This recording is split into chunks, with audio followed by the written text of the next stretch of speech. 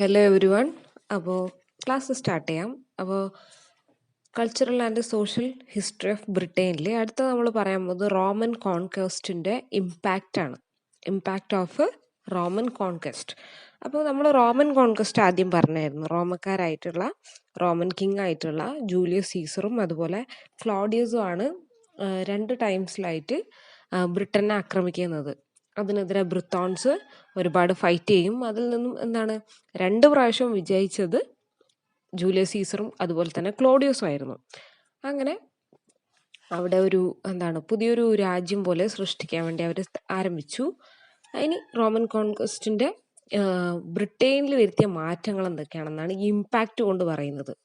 ബ്രിട്ടനിന് ഒരുപാട് മാറ്റങ്ങൾ ഉണ്ടായി. അത്രയും കാലം ഈ ഡ്രൂയിഡ്സ് എന്നുള്ള വിഭാഗം അല്ലെങ്കിൽ ഡ്രൂയിഡിസം എന്നുള്ള മതത്തിലെ വിഭാഗത്തിലെ ആൾക്കാർ മാത്രമാണ്, സെൽട്ട് വിഭാഗം മാത്രമാണ് അവിടെ ഉണ്ടായിരുന്നത്.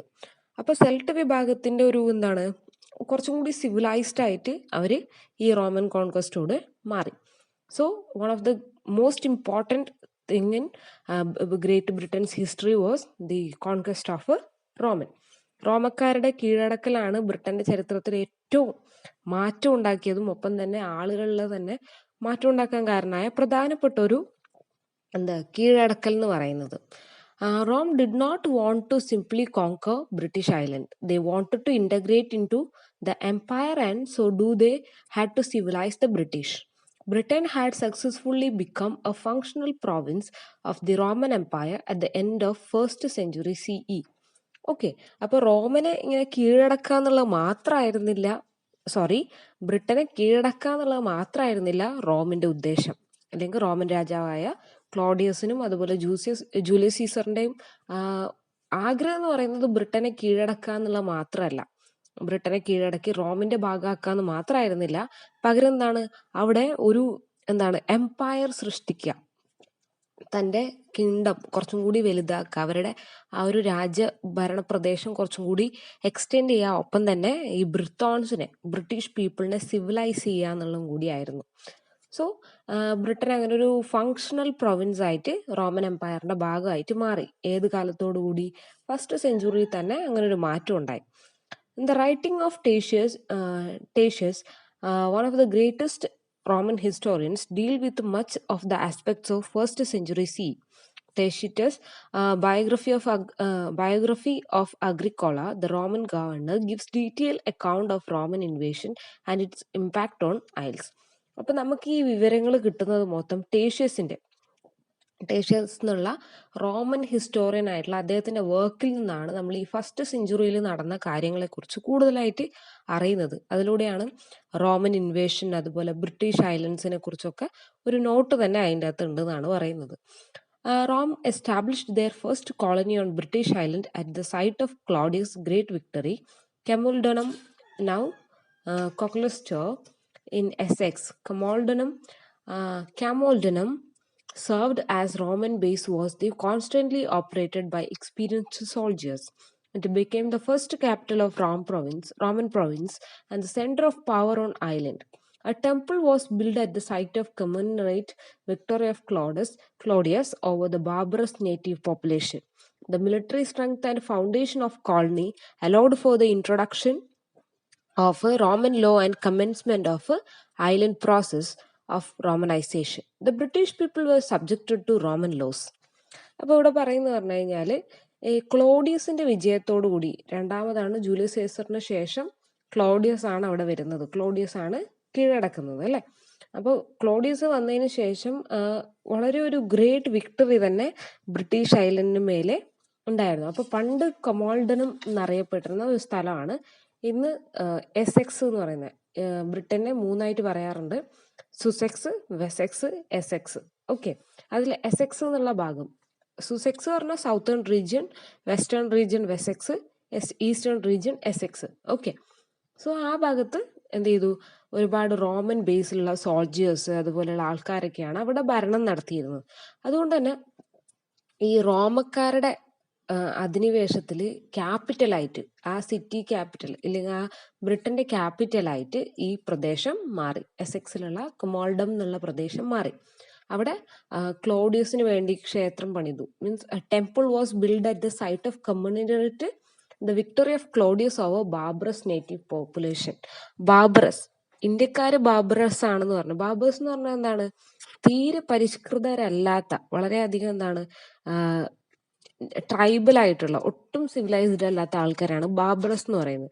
അപ്പൊ ഈ നേറ്റീവ് ആയിട്ടുള്ള ബാർബറസ് പോപ്പുലേഷൻ ആരാണ്? സെൽട്ടിനെതിരെയുള്ള വിജയത്തിന്റെ പേരിൽ ക്ലോഡിയസിന് വേണ്ടി അവിടെ ഒരു ടെമ്പിൾ ഒക്കെ പണിയുണ്ടായി. The military strength and foundation of the colony allowed to introduction of Romanization. The British people were subjected to Roman laws. Though the writings of Tatius is also known as Britons were encouraged to adopt their culture through participation in activities as going to the baths, wearing Roman-style dresses, speaking Latin. Okay. ഇവിടെ പറയുന്നത് വെച്ച് കഴിഞ്ഞാല് ഒരു ഇപ്പോൾ Cassius ആണ് കീഴടക്കിയത്. അപ്പൊ കീഴടക്കപ്പെടുന്നവര് എന്ത് ചെയ്യണം? ആരാണോ കീഴടക്കിയത് അവരുടെ ലാംഗ്വേജും കൾച്ചറും ഒക്കെ പാലിക്കേണ്ടതായിട്ട് വരും. ഇപ്പൊ ഇന്ത്യനെ ബ്രിട്ടീഷുകാർ കീഴടക്കിയപ്പോൾ നമ്മൾ ഇംഗ്ലീഷ് പഠിക്കേണ്ടത്, ഫോഴ്സ്ഫുൾ ആയിട്ട് ഇംഗ്ലീഷ് പഠിക്കേണ്ടി വന്നു. അതുപോലെ അവരുടെ കൾച്ചർ നമ്മൾ അഡോപ്റ്റ് ചെയ്യേണ്ടി വന്നു. പണ്ട് വസ്ത്രം പോലും ധരിക്കാതിരുന്ന ഇന്ത്യക്കാര് പിന്നീട് വസ്ത്രം ധരിക്കാനും ഒപ്പം തന്നെ എന്താണ് മെഷീൻസ് യൂസ് ചെയ്യാനും അതുപോലെ ഭാഷ ഉപയോഗിക്കാനും ഒക്കെ തുടങ്ങിയത് ഇതിന് ശേഷമാണ്, അവരുടെ കോൺക്വസ്റ്റിന് ശേഷമാണ്, അല്ലെ, കോളനൈസേഷന് ശേഷമാണ്. അതേപോലെ തന്നെ ഇവിടെയും ഈ ഒട്ടും സിവിലൈസ്ഡ് അല്ലാത്ത ഈ ബ്രിത്തോൺസ് അല്ലെങ്കിൽ Celt community, the native England people started to adopt their culture. റോമന്റെ കൾച്ചർ, അവരുടെ രീതി ഫോളോ ചെയ്യാൻ വേണ്ടി തുടങ്ങി. അതിന്റെ ഭാഗമായിട്ട് അവർ കുളിക്കാനും അതുപോലെ റോമൻ സ്റ്റൈലുള്ള വസ്ത്രങ്ങൾ ധരിക്കാനും ഒക്കെ തുടങ്ങിയതാണ് പറയുന്നത്. അതുപോലെ ലാറ്റിൻ ഭാഷ, റോമന്റെ ഭാഷയാണ് ലാറ്റിൻ ലാംഗ്വേജ് സംസാരിക്കാൻ തുടങ്ങി. ഒപ്പം തന്നെ അവരുടെ വസ്ത്രങ്ങള്, അവരുടെ കൾച്ചർ ഒക്കെ ബ്രിത്തോൺസ് പാലിക്കാൻ തുടങ്ങി. ഇതൊക്കെ നമ്മൾ അറിയുന്നത് ടേഷ്യസിന്റെ റൈറ്റിംഗ്സിലൂടെയാണ്.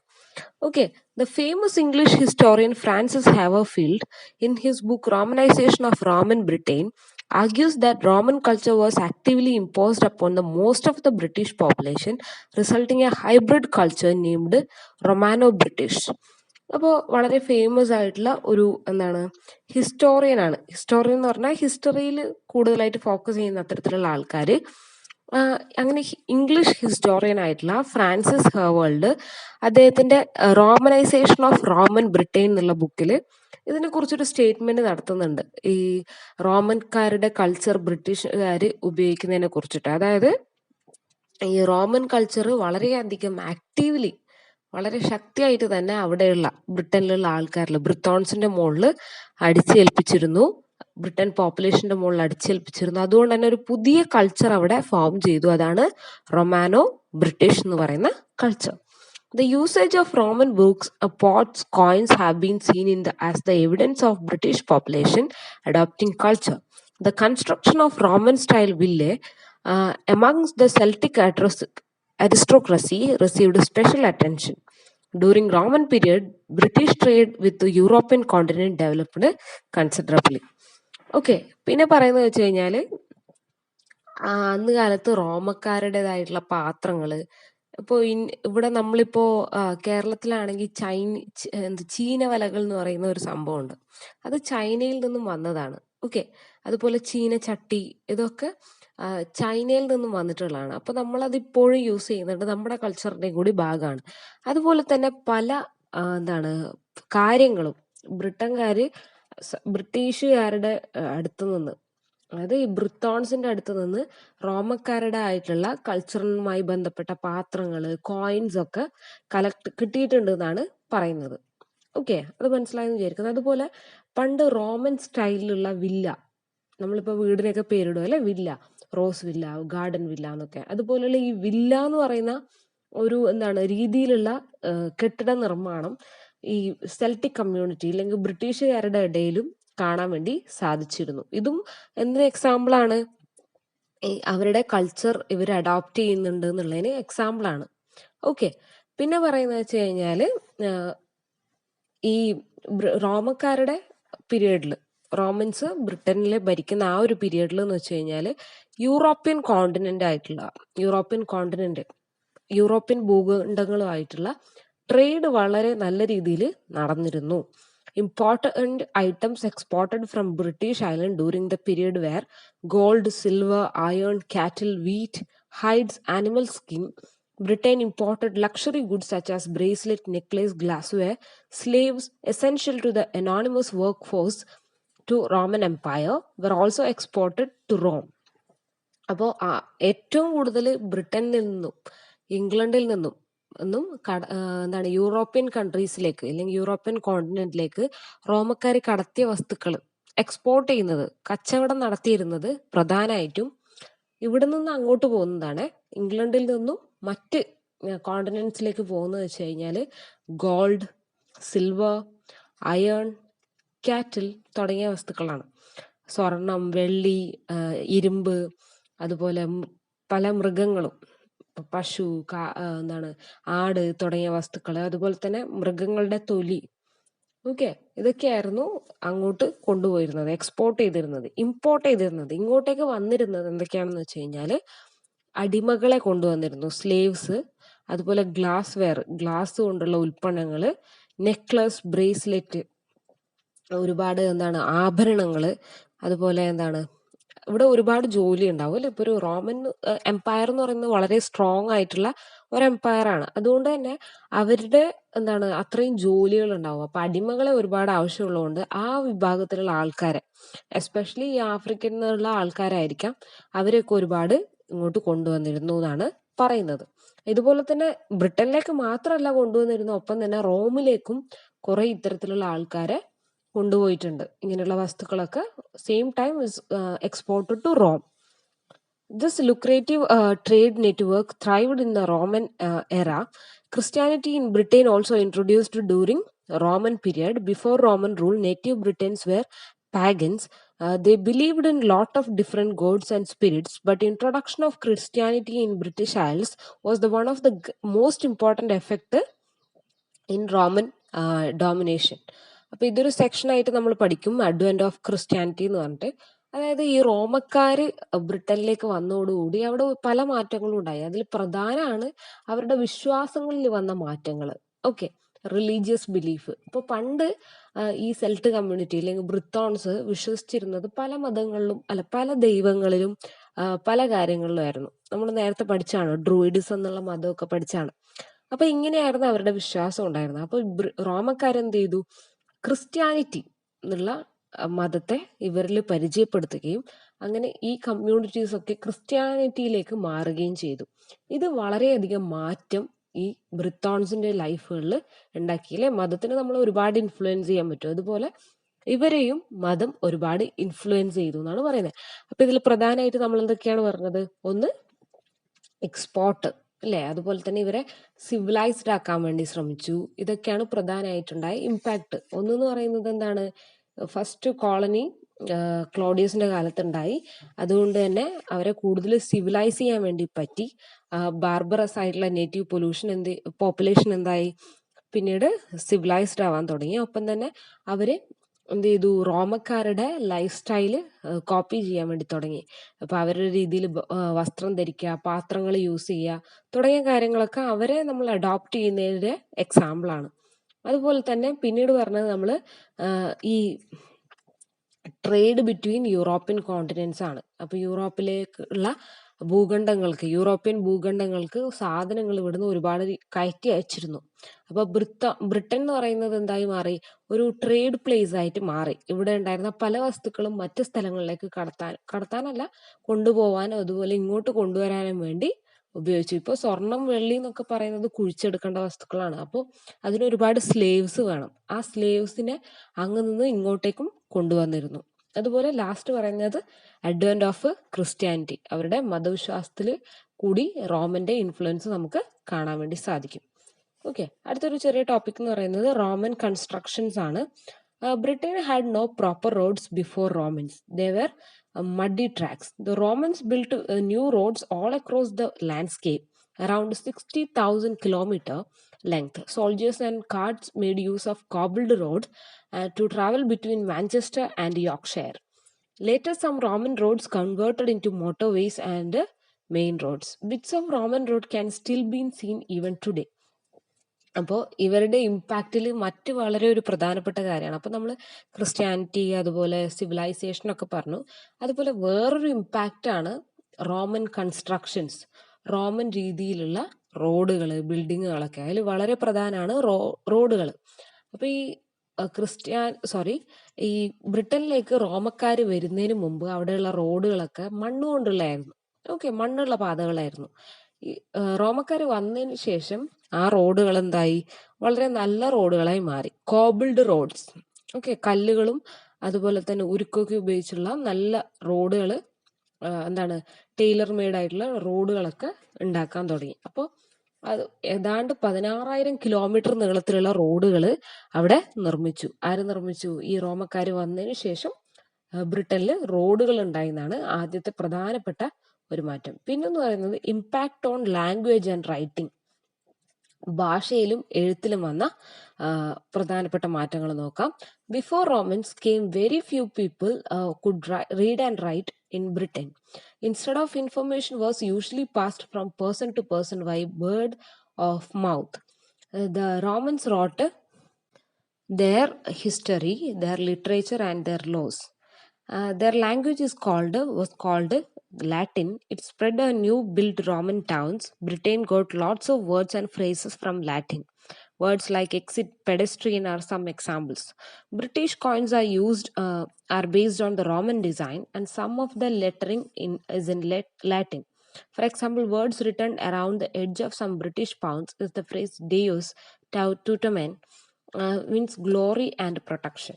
അപ്പോൾ ഇത് ഇന്നത്തെ ഇംഗ്ലീഷ് ഭാഷ എടുത്തു കഴിഞ്ഞാൽ നമുക്ക് കാണാൻ പറ്റുന്ന ഒരു കാര്യമാണ് ഈ റോമക്കാരുടെ ഇൻഫ്ലുവൻസ്, ഇംഗ്ലീഷ് ലാംഗ്വേജിൽ ഉണ്ടാക്കിയ ഇൻഫ്ലുവൻസ്. ഇംഗ്ലീഷ് എന്നല്ല, എല്ലാ ഭാഷയിലും ഈ റോമൻ ഇൻഫ്ലുവൻസ് നമുക്ക് കാണാൻ പറ്റും. റോമക്കാരുടെ ഭാഷയാണ് ലാറ്റിൻ.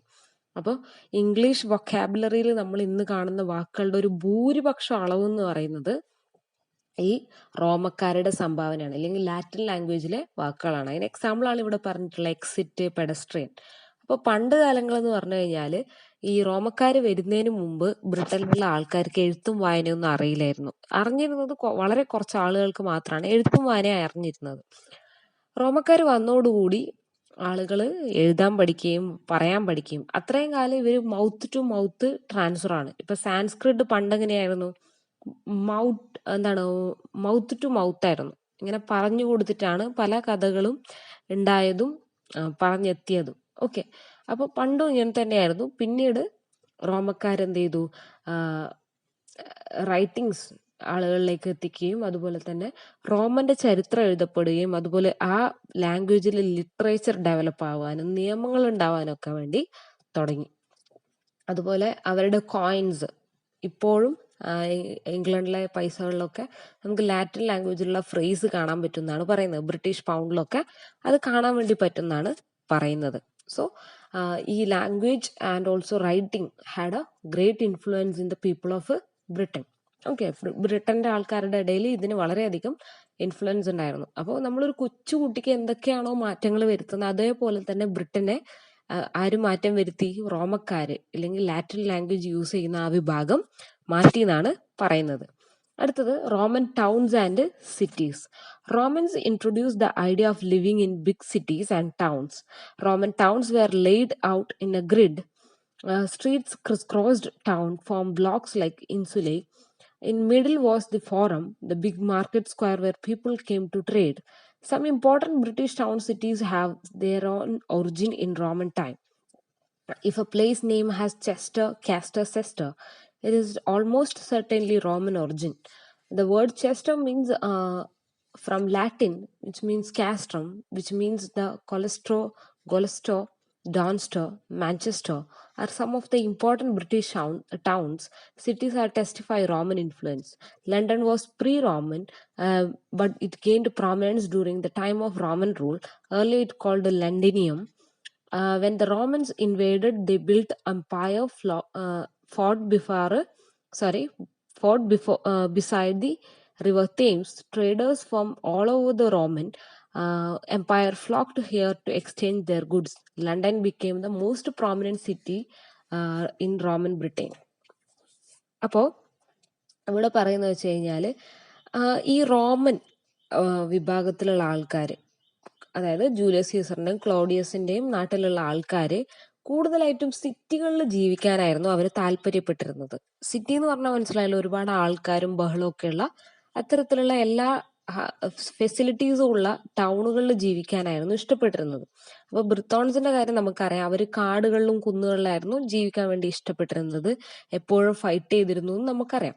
അപ്പൊ ആ ഒരു രീതിയിൽ നിന്ന് മാറ്റം വരുത്താൻ റോമക്കാർക്ക് സാധിച്ചു. അതുപോലെ തന്നെ വലിയ മാർക്കറ്റുകള്, ബിൽഡിങ്സുകള്, ഇതൊക്കെ അവരുടെ സംഭാവനയാണ്. ഒപ്പം തന്നെ ഇന്ന് നമ്മൾ കേൾക്കുന്ന യോർക്ക്ഷയർ, മാഞ്ചസ്റ്റർ, ചെസ്റ്റർ എന്നുള്ള വാക്ക് ലാറ്റിനിൽ ആണെന്നാണ് പറയുന്നത്. അതുപോലെ തന്നെ ഇപ്പൊ മാഞ്ചസ്റ്റർ തുടങ്ങിയ സ്ഥലപ്പേരുകളിലൊക്കെ ചെസ്റ്റർ എന്നുള്ള വാക്ക് നമുക്ക് കാണാൻ വേണ്ടി സാധിക്കും. അതുപോലെ ലണ്ടൻ സിറ്റി എങ്ങനെയാണ് ഇപ്പോഴത്തെ ലണ്ടനായി മാറിയെന്നാണ് പറയാൻ പോകുന്നത്. അപ്പൊ പണ്ട് ലണ്ടൻ നഗരം എന്ന് പറയുന്നത് ഒരു സാധാരണ ഒരു നഗരമായിരുന്നു. അത്ര വലിയ ഡെവലപ്മെന്റ് ഒന്നും ഉണ്ടായിരുന്നില്ല. പക്ഷെ വർഷങ്ങൾ കഴിയും തോറും എന്തായി, ഈ ട്രേഡ് കൂടുതലായി കൂടാൻ തുടങ്ങി. ട്രേഡ് എന്ന് പറഞ്ഞാൽ മനസ്സിലായല്ലോ, വ്യാപാരം.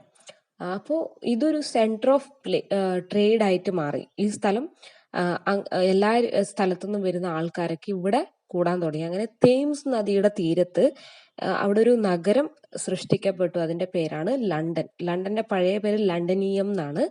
ആ നഗരം എന്തായി, റോമക്കാരുടെ ഇൻവേഷനൊക്കെ ശേഷം ഈ ട്രേഡൊക്കെ കാരണം ഒരു റോമൻ ബ്രിട്ടനിലെ വളരെ പ്രധാനപ്പെട്ട ഒരു സിറ്റി ആയിട്ട് ഇത് മാറി. ട്രേഡ് തന്നെയായിരുന്നു ലണ്ടന്റെ ഡെവലപ്മെന്റിന് കാരണമായത്. In short, Roman rule played the pivotal role to change all aspects of British life. Even after they were gone, Romans left their mark all over the country. The Romans left behind new towns, forts, plants, animals, new religion, the ways of trading and counting. അപ്പോൾ റോമക്കാര് എല്ലാ രീതിയിലും മാറ്റങ്ങളും ആരിലുണ്ടാക്കി? ഈ Britain എന്നുള്ള രാജ്യത്തുണ്ടാക്കി. അത് നമ്മൾ പറഞ്ഞു, religion, വസ്ത്രം, ഫുഡ് കഴിക്കുന്ന രീതി, പാത്രങ്ങള്, അതുപോലെ writing, language, history, places, fort, അല്ലെ, കോട്ടകള്, അതുപോലെ എല്ലാത്തിലും, ചെടികള്, ഫാഷൻ സെൻസ്, എല്ലാത്തിലും വളരെയധികം മാറ്റം റോമക്കാര് ഈ വിഭാഗത്തിൽ ഉണ്ടാക്കി. ഓക്കെ, ഇതാണ് പറയാനുള്ളത്. ഇനി അഡ്വെന്റ് ഓഫ് ക്രിസ്ത്യാനിറ്റി ആണ് പറയാനുള്ളത്. അത് നമുക്ക് അടുത്ത ക്ലാസ്സിൽ എടുക്കാം. ക്രിസ്ത്യാനിറ്റി എന്ന് പറയുന്ന ആ മതം ഈ ബ്രിട്ടൻകാരിലുണ്ടാക്കിയ മാറ്റം വളരെ വലുതാണ്. നമുക്കറിയാലോ, ഈ ക്രിസ്ത്യൻ മതത്തിന് അവരുടേതായ ഒരു ഓർഡർ ഉണ്ട്. ഏറ്റവും ടോപ്പ് മോസ്റ്റ് ആയിട്ടുള്ള ആള്, ഏറ്റവും റിലീജിയസിൽ ഏറ്റവും താഴെയുള്ള ആൾ എന്ന് പറഞ്ഞു, ഇങ്ങനെ ഒരു സ്റ്റെപ്പ് ബൈ സ്റ്റെപ്പാണ്.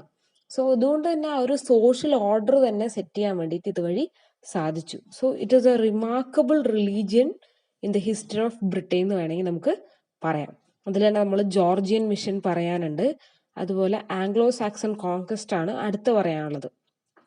ആംഗ്ലോ സാക്സൺ എന്നുള്ള വിഭാഗം പിന്നീട് ബ്രിട്ടനെ കീഴടക്കി. റോമൻകാരുടെ ശേഷം ആംഗ്ലോ സാക്സൺ ആണ് കീഴടക്കുന്നത്. ആംഗ്ലോ സാക്സണിൽ നിന്നുള്ള, ആംഗ്ലോ എന്നുള്ള വാക്കിൽ നിന്നാണ് ഇംഗ്ലീഷ് ഇല്ലെങ്കിൽ ഇംഗ്ലണ്ട് എന്നുള്ള വാക്കുണ്ടായത്.